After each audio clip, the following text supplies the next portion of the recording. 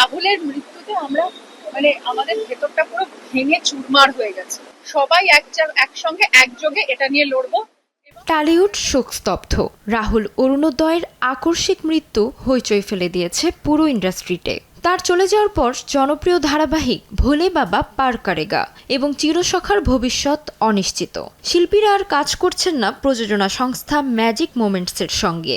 আর এই পদক্ষেপে জটিলতার মুখে পড়েছে টালিউডের অনেক প্রতিভা।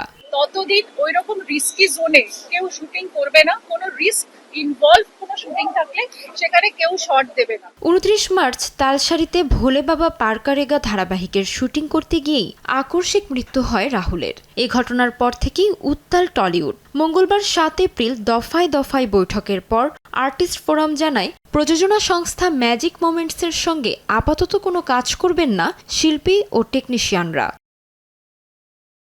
এর জেরে ইতোমধ্যেই বন্ধ হয়ে গিয়েছে ভোলে বাবা পার করেগা।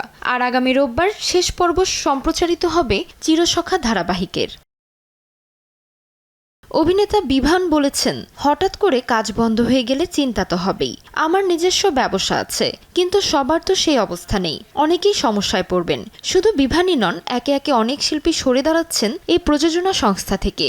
ইতোমধ্যেই অনেক অভিনেতা অভিনেত্রী জানিয়েছেন তারা আর কাজ করবেন না ম্যাজিক মোমেন্টসের সঙ্গে। একই পথে হাঁটছেন এই ধারাবাহিকের অভিনেত্রীও। তিনি বলেন, রাহুলকে হারানোর পর এত বিভ্রান্তিকর মন্তব্য এসেছে, কারো সঙ্গে কারো কথা মেলেনি, তাই সরে আসাই ঠিক মনে হয়েছে। তবে এখনও পর্যন্ত এ বিষয়ে মুখ খোলেননি চিরসখার প্রধান দুই মুখ। অন্যদিকে অভিনেত্রী জানিয়েছেন, শিল্পীদের জীবনে কাজ বন্ধ হওয়া আবার নতুন কাজ শুরু হওয়া এই চক্রের সঙ্গেই তারা অভ্যস্ত।